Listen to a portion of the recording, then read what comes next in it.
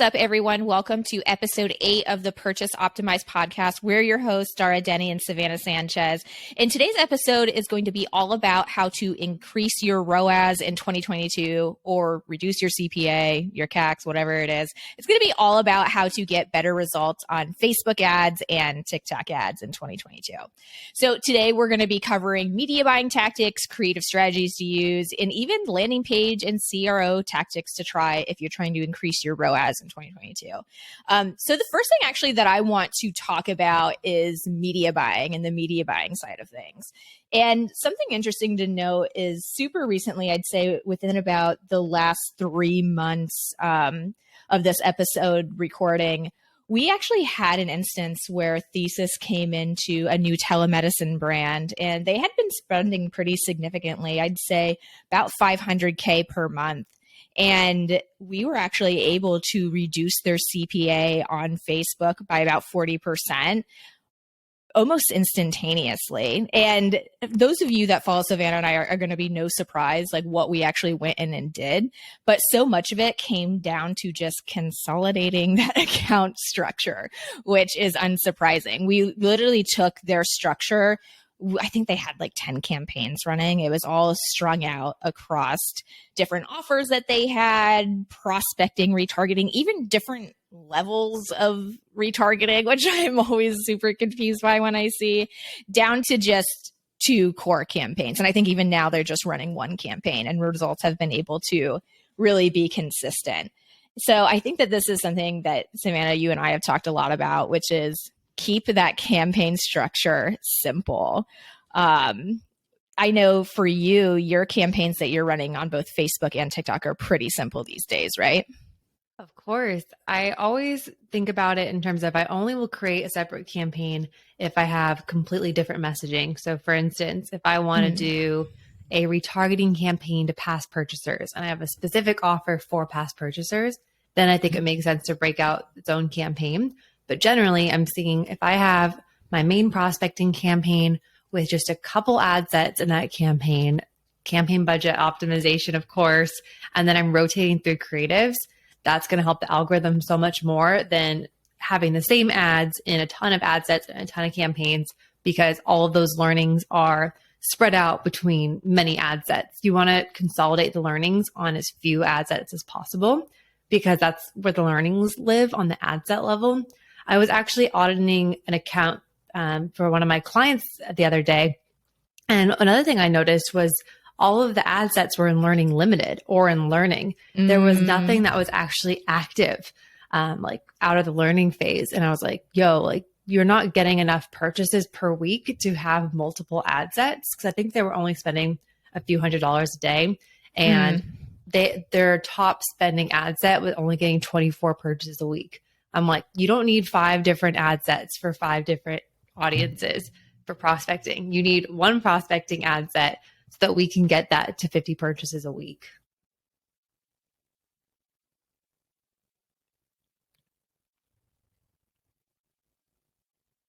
Sorry, you had paused out on me for a second, Savannah, so I didn't catch the last thing that you said.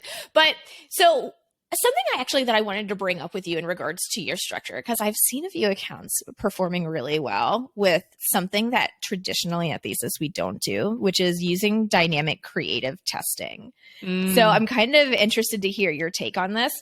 By the way, something that you said that I have a slightly different perspective on is I would say that for a lot of our accounts at scale, for most part, we're not really using CBO. We're still using ABO for a lot of these.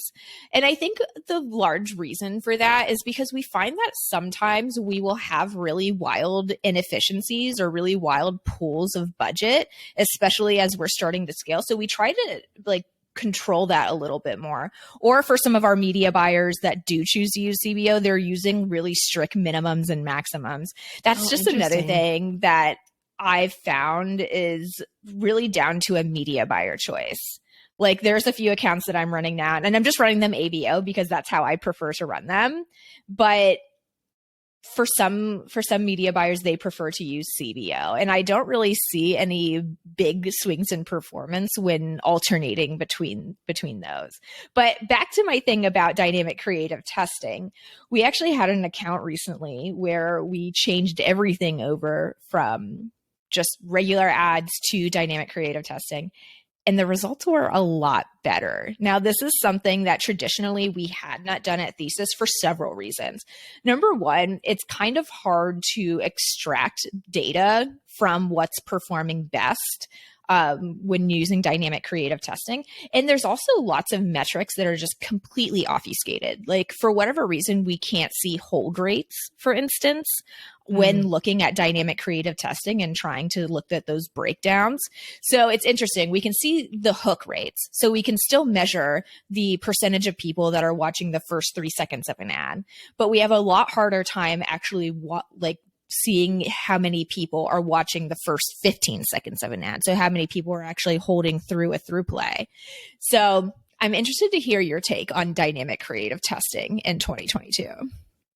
I love dynamic creative. Unsurprised. I think it's underutilized. A lot of media buyers don't utilize dynamic creative on Facebook. And what it does is essentially you create one ad set, and on the ad set level, you toggle on a switch that says, make this a dynamic creative testing ad set. And that means that you're only going to have one ad built in the ad set, but in that one ad, you could upload up to 10 videos, 5 headlines, 5 top text variations, and Facebook will dynamically creative test for you and test those different permutations and combinations, and then end up serving the combination that is the best performer for that audience. So I think it works well for 2 reasons. I think the first one is that because it's, again, consolidated, all those learnings are on the ad set level. You have one ad, but Facebook's doing the creative testing for you. And you could also deliver the right video for the right person. Like one person may respond better to 10-second videos where other users on Facebook respond to 60-second videos better. So you could upload multiple variations of your ad that are slightly different, maybe some different hooks. And then Facebook will find the best variation for that person that's serving it to. Sometimes I find with regular ads, if you're forcing Facebook to spend on it, they're going to be like, well, we know our users respond better, or this specific user that you're targeting responds better to a shorter ad, but you're not even giving us that variation. So that's what dynamic creative testing does. It opens up those variations. Same with text. Like we test like long text versus short text in the top text, different headlines. So I think it's a really simple, easy way to creative test. And it gives the power to Facebook to use their data to best assist you in serving the right combination to the right people. I'd say another concern with using dynamic creative testing is just the buildup of social proof. Like if you're having so many different variations of these ads, obviously like building up social proof is going to be really hard. So that's likes, comments, shares, whatnot. But what's interesting is I've found recently a lot of our top performers weren't necessarily the ones that were getting tons of these social proof. So that's something else that just has been less of a concern lately. So I'm definitely going to be trying out using dynamic creative testing a little bit more, I think. But it is something that just historically, even on my videos, I'm like, no, I don't use it. I don't want to talk about it. and now they're back. And now it's back.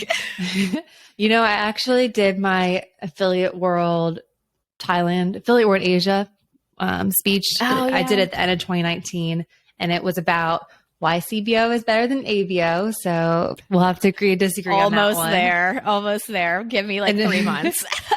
And it also talks a lot about dynamic creative testing. So if you want to go back and watch a 45-minute speech of me, kind of giving that whole spiel of how I set it up. And I tested CBO versus ABO, but I think really the difference between those and what I came to as a conclusion in my speech, like although I believe that CBO performs better, it's all about making sure that you have time to work on the levers that matter most, like your creative, your products, your website, your landing pages, your offers. My biggest media buying tip is don't spend too much time in your ad account. Like keep it simple. Of course, rely on the machine learning of these platforms so that you don't need to be tinkering for hours, because those hours are better spent developing better creatives, developing better offers. Maybe you have a new bundle deal or a new angle you're going to test. I think that brain energy put towards that is always more useful than trying to tinker with budgets and minimums and maximums on ad sets. Yeah. Like that, it's not really going to be that thing that really helps you scale. I think that's an excellent segue into discussing some creative strategies then that we're seeing big lifts from. Now, I know you do tons of UGC for your clients every single week. And we've also discussed on this show a few times about several of the tactics that you're using that just tend to work again and again. If you had to put your money on one creative tactic that everyone should use, what would it be? Yeah, I would say it of course has to be TikTok style, like utilizing TikTok text. And I would say one that I keep going back to is the ad starts with a green screen of a girl in front of the website, and it's like I keep seeing like this toothbrush on social media, and it shows the website in the background. So I decided to test it out. So it's like I heard the basic script of it is like I kept seeing this all over my feed, or I kept seeing this on TikTok, showing the website. Like I decided to order it and show you like what I actually think of it. Then show the product demo, name a few value props, and then end with, oh my gosh, it was totally worth it. Like you guys have to go check it out. Go to toothbrush.com to get yours. So that's a formula that I just keep going back to over and over again. Again, TikTok style animations. And if you go on my website to my ad examples, you'll see like 30 that all follow the same formula. Do you think that only works for like a super specific industry or demographic? It's interesting. I've actually started working with a few products recently that are more geared towards 45 plus, 50, 55 plus demos. And the type of strategies that I'm seeing work in those demographics is totally different, because I still think, tell us. I'll dive into that in a second, but I think it's interesting because a lot of the strategies that I had been testing out in a lot of like the really cool hip like D2C brands, it's really dialing back to like really basic Facebook ads, like creative for these older demos, like lots of image based content, lots of graphics content. I would say that this most scalable ads we're seeing with 45, 50 plus are like feature point out image ads. So super product, like high end product photography, and then pointing out value props or benefits like around the product. That's something that I've seen work across multiple verticals, multiple industries again and again. This is also something that, for what it's worth, I've also seen work outside of demos that are a little bit older. So even for like beauty and skincare, it's something that I've seen work quite a bit as well. But other ones that I've seen work too for these demographics are going to be things like these more like split screen us versus them style ads. So I feel like really it's like going back to very classic like image based content. Something else that tends to work really well with this demographic too is statistics. So we're creating a lot of graphics that utilize statistics that are like going towards the main pain point, which I kind of find interesting. But a lot of it, like we've done tons of UGC for these clients as well. And we've done a lot of diligence to make sure that we're accurately representing the demo in the actual ad. So we're not using like young people in UGC then to like be shown to 55 plus. Like we are like getting the right actors and the right creators in those ads. And for whatever reason, it's still just not quite as effective. And I am not really sure why, because I'm like, okay, I know millennials, Gen Z, we're like rah authenticity. But I also like when dealing with this like different demographic, I'm like, interesting. Like I feel like the value props and like what they value in their marketing is just different. Another really interesting note on these older demographics is again and again, I see on these accounts that they deliver an incredible amount of impressions to Audience Network. Which is why it's really like that, which is why the post-purchase surveys are so important, because Audience Network is essentially just Facebook and Instagram's like display network. So kind of like how you have display ads on Google, Facebook and Instagram have a similar thing where they buy real estate essentially from websites. I think one of their biggest, one of the like places that they buy ad real estate from is like BuzzFeed, for instance, or other relevant types of publications. And we'll find out like, oh, we're delivering 70% of impressions to Audience Network. And then we'll go back and look at our post-purchase surveys and they'll be like, oh, we saw you on Duolingo. And it's like, oh, what is that? Oh, it's like the Audience Network is like delivering us to apps or that kind of stuff is just really, really interesting too, to like double click into like, okay, think about the demo that you're working with and really try to zero in what placements that's being delivered to as well. Because I'm sure for a lot of like your UGC stuff that you're doing, you end up getting a ton of placements on stories and reels. Yes. We are stories, reels, TikTok. And I love hearing that perspective because all of the brands I work with, we're targeting like 18 to 34-year-old females. Like when brands approach me, I'm like, you got to be targeting this demographic because that's what I'm good at. That's the girls on my team all fall into that. And we know how to create content really well for that demo. But I've never stopped to consider that for an older demo, like you're going to have to completely change the strategy. And I think stills really do work well for older demos. I used to work on an ad account that was for like, I think their main target audience was like 45 plus women, like for like skin creams and stuff. And I saw the same thing. This was a year ago, but I still see their ads all the time. And I always see still image ads. And I also see a lot more studio photography. So I think like a hack I would say would be go into the Facebook ads library of some of these brands, especially ones that are targeting like the older demographic, and look at like their distribution of content. Like what percentage is UGC? What percentage is images? What percentage is like studio shot videos? And I think that can give you a really good idea of how you should split it up in your ad account. And same for even a younger demographic. If you look at, I'm going to say from my experience, if you look up a brand that's targeting 18 to 24-year-old females, the ad library is going to be like 99% UGC. But all TikTok content. All TikTok content. One thing I do notice though, like brands like Fabletics that I work with, although we are creating a lot of UGC for them, I also see a ton of still image ads when I get their ads served to me on Facebook. So I think it's just placing your eggs in multiple basket, not just relying on one content type. Like don't ignore still images. Like it totally can help your ad account. Do you think the success of Fabletics image ads, though, boils down to a lot to their amazing value props? Like, I feel like every time I see a Fabletics ad, it's like, get 4 sets of outfit, like outerwear for $19. It's like an unbelievable offer. And I think also just like having that front and center is part of the reason why it's so lucrative. 100%. I'm seeing that a lot of the bigger brands on Facebook are having a very bold offer, like Fabletics, like up to 80% off. Like, okay, yes, I'll sign up.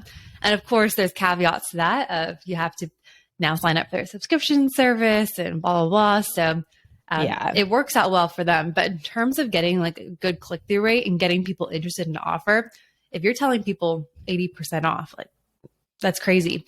And I see other big brands I work with, the headline we're testing in the first 3 seconds is try for free.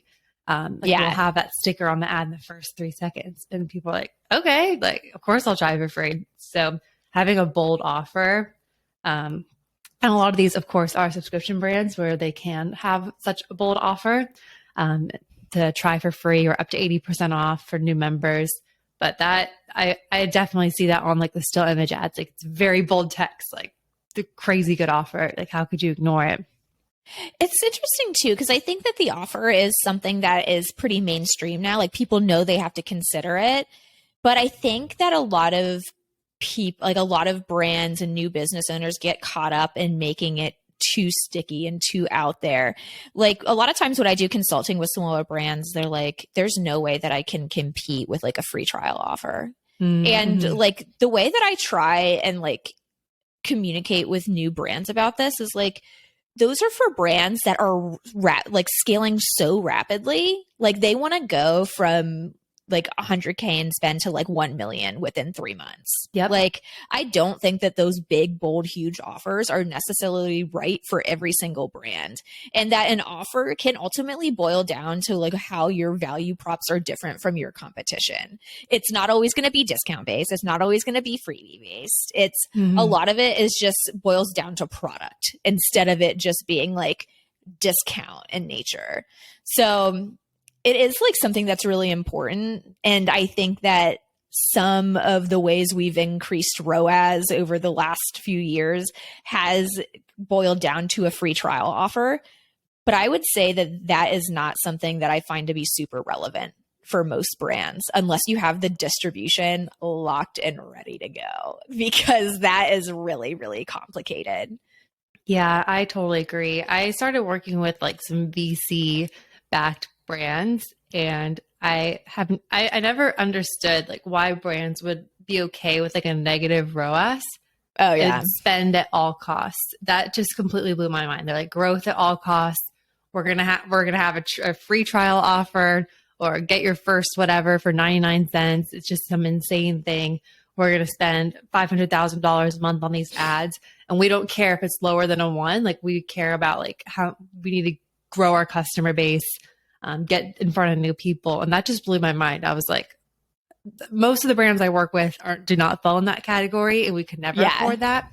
But there are those brands, and that was something I don't know, a completely new world for me, of like a brand saying like, I don't care if it's negative, like we need new customers, keep spending. I'm like, I don't want to.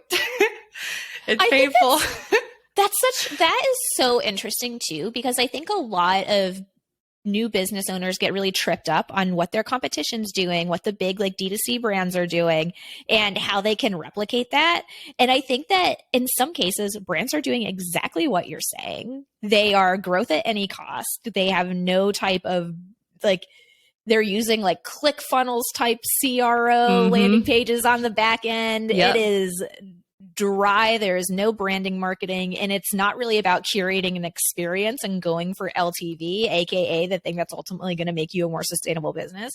It's about quick and easy wins. We will fix the fucking mess later.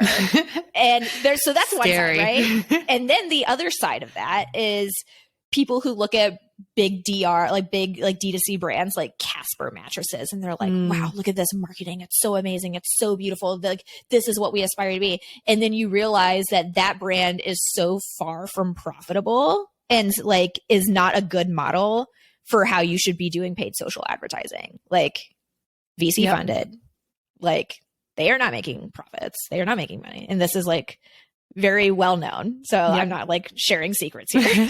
No, it's very well documented that they're just hemorrhaging money away.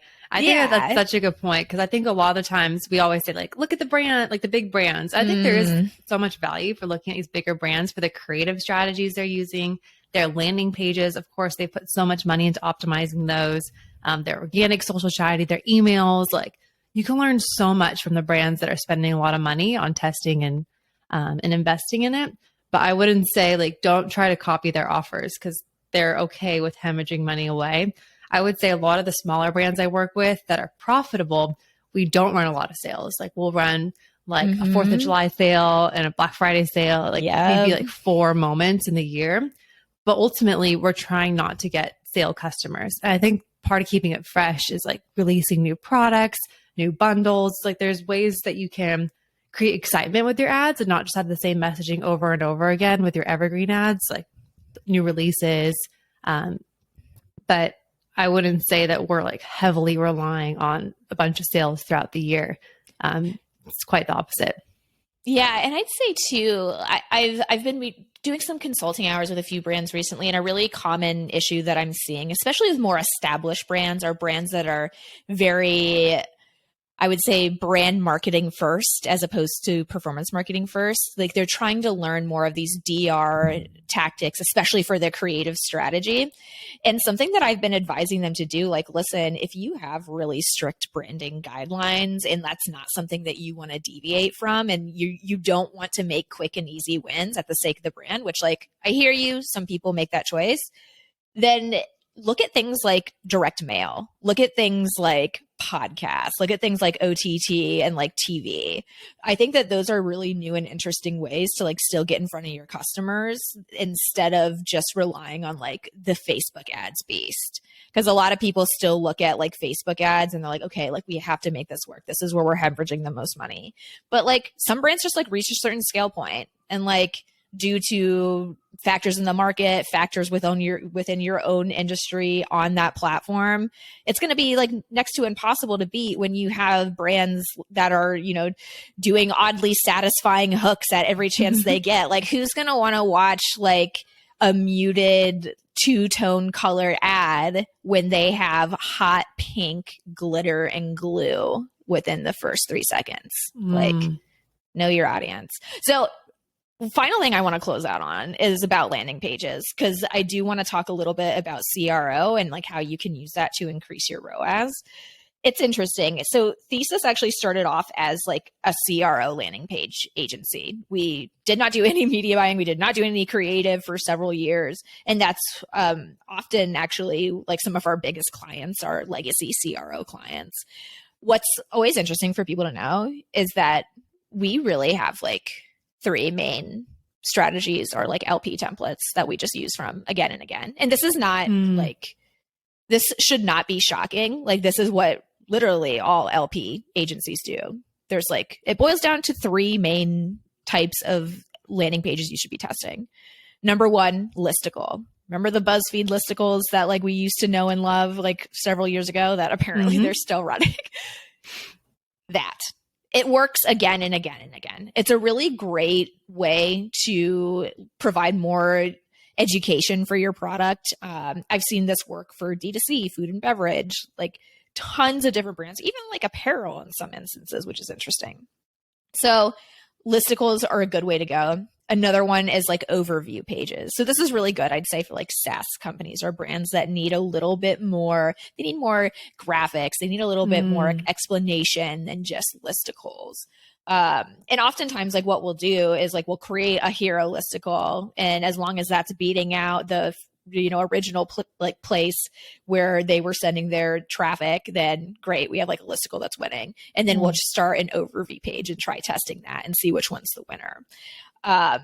And then the final one is a quiz, which I'm seeing lots and lots of brands doing, which is really fun. Quizzes are, I'd say, when looking at the brands that we were able to scale at Thesis, those brands were doing so with quizzes. I think it's a really interesting way to gather unique and actionable data from your users, number 1, but it's also just really engaging. It gamifies their whole experience and in many ways kind of makes your end product a little bit more valuable for them, because they feel like they invested some effort into it and now they're getting something out.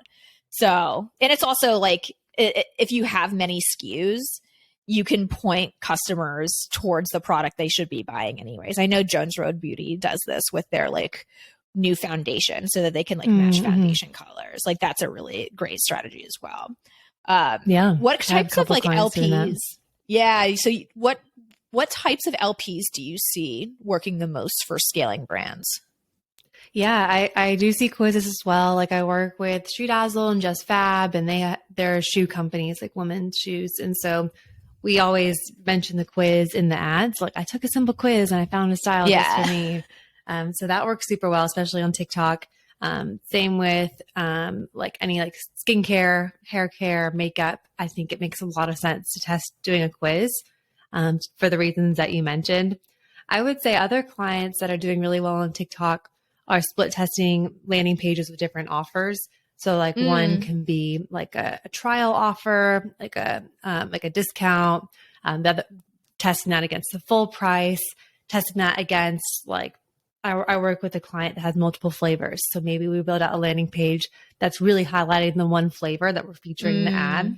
And we'll promote it as like a limited time flavor, like going to the specific landing page. So I find that clients, once they start spending like $5,000 a day or more on TikTok, that's when they really start leaning into testing different landing pages. We'll test collection pages versus product pages. One really high performing one that I would recommend if you are on TikTok, if you have a lot of products, is to create a collection page called As Seen on TikTok. That's one of my clients is doing. And Yeah. it features all the products that we're showing in the ads, especially for brands that have a ton of SKUs. Like you don't want to get people to your site, like an all products page or new arrivals, and have them trying to find a certain style that they saw in the ad. And it's just too difficult. So I send them to the ad seen on TikTok. I'm like, you like the thing that we showed in the ad? Great. It's all on this collection page. Oh, that's genius. That's really cool. So it just kind of looks like a regular collection page, but it just has like the headline as seen on TikTok. Yep, that's it. That's definitely, I think that's my next one that I'm going to try. Awesome. Let us know. It's working super well. So that's our best performing page as seen on TikTok. Very cool. Well, that's an awesome note to close on. Definitely let us know if you guys are going to be testing out that new landing page. That's definitely one that I'm going to be testing out. And if you guys are so inclined, please feel free to leave us a review or give us some feedback on Twitter. Thanks to everyone who pointed out that my mic and sound was so bad, by the way. Clearly, I have rectified that. So please keep the good and critical feedback coming, I guess. Please. We are podcast newbies. Just trying to figure this out. Exactly.